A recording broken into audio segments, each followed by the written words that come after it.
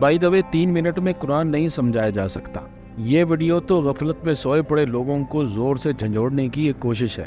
جسے اصل حقیقت جاننی ہو وہ خود قرآن کی طرف آئے، اس کو پڑھے اور سمجھے۔ جو یہ نہیں کر سکتا تو اس کی دنیا اور آخرت دونوں برابر ہیں۔ وہ بس ایک سوال کا جواب تلاش رکھے کہ جب قیامت کے روز اللہ تعالیٰ پوچھے گا کہ تم نے ساری زندگی میری کتاب کو پڑھنے اور سمجھنے کی خود کوشش کی یا نہیں۔ قرآن کو اس سے کوئی فرق نہیں پڑتا کہ کون اس کو سمجھ کر پڑھتا ہے اور کون بس کسی انجانی زبان میں پڑھ کر مطمئن ہو جاتا ہے کہ چلو ثواب مل گیا، اور نہ ہی قرآن کو اس سے فرق پڑتا ہے کہ کون اس پر عمل کرتا ہے اور کون نہیں کرتا۔ اگر دنیا کا ہر فرد اس کتاب کو سرے سے ماننے سے انکار کر دے، اللہ کی خدائی اور بڑائی میں ایک ذرے کی کمی نہیں لا سکتا۔ اور اگر دنیا کے تمام انسان قیامت تک اس کتاب پر 100% پرفیکشن کے ساتھ عمل کرتے رہیں، تب بھی اللہ کی خدائی اور بڑائی میں ایک ذرے کا اضافہ نہیں کر سکتا۔ بات یہ ہے کہ یہ قرآن تو سراسر انسان کے اپنے فائدے کے لیے ہے۔ پورا قرآن صرف اس ایک نقطے کو سمجھانے پر صرف ہو جاتا ہے۔ اللہ نے یہ کتاب انسانیت کی بھلائی اور اس کے فائدے کے لیے نازل کی ہے۔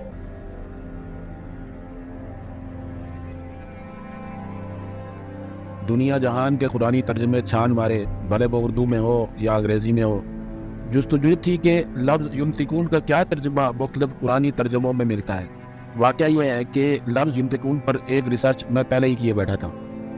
دنیا کی بہترین ڈکشنریز یعنی تاج العروض اور لسان العرب جیسی لغات میں لفظ ینفقون کو تفصیل سے پڑھی بیٹھا تھا۔ عربی محاورے میں اس لفظ کو چھان پٹک کر دیکھ لیا تھا کہ یہ کس رنگ میں اور کس طرز میں اور کیا کیا مطلب لے کر سامنے آتا ہے۔ قرآن میں یہ لفظ جتنی جگہ استعمال ہوا ان ساری آیات کو بھی جوڑ کر دیکھ لیا اور پڑھ لیا تھا کہ لفظ ینفقون کا مقصد قرآن کیا بتاتا ہے۔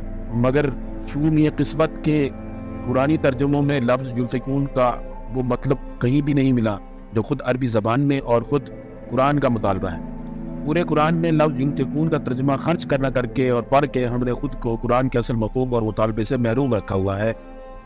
نفقہ عربی زبان میں سورنگ کو کہتے ہیں جو دونوں طرف سے کھلی ہوتی ہے، اور سورہ بقرہ کی آیت کے جملے مما رزقناہم ینفقون میں لفظ ینفقون کا مطلب ہے کہ یہ وہ لوگ ہیں جو اپنے رزق کو دوسرے لوگوں کے بھلے اور فائدے کے لیے اس طرح سے کھلا رکھتے ہیں کہ جسے ضرورت ہو وہ ایک طرف سے آئے، اپنی ضرورت بھر مال حاصل کرے اور دوسری طرف سے نکل جائے۔ اسے کسی سے پوچھنے کی بھی ضرورت نہیں ہوتی۔ کبھی آپ نے تصور کیا کہ قرآن کس قسم کا انوکھا اور منفرد معاشی نظام معاشرے میں قائم کرنا چاہتا ہے؟ کوئی اٹھ کر کہہ سکتا ہے کہ جناب اس طرح سے تو لوٹ مچ جائے گی اور کمانے والا اور رزق رکھنے والا خود اپنی ضرورتوں سے بھی محروم رہ جائے گا۔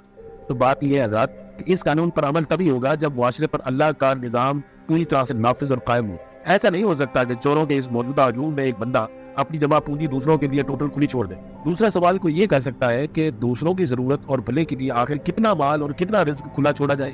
یہی سوال خود اہل مکہ نے رسول اللہ صلی اللہ علیہ وآلہ وسلم سے کیا، تو اللہ نے اس سوال کو قرآن میں کوٹ کر کے اس کا جواب دیا کہ وَيَسْأَلُونَكَ مَاذَا يُنْفِقُونَ قُلِ الْعَفْوَ، کہ اے نبی یہ لوگ تم سے پوچھتے ہیں کہ ہم اپنا کتنا مال دوسرے لوگوں کی ضرورت اور بھلے کے لیے کھلا رکھیں، تو ان سے کہو قُلِ الْعَفْوَ، جو تمہارے پاس اپنی ضرورت پوری کرنے کے بعد بچ جائے وہ سارا کا سارا مال اس کو سارا کا سارا دوسرے لوگوں کی بھلائی، ان کے فائدے اور ان کی ضرورتوں کو پورا کرنے کے لیے کھول دو۔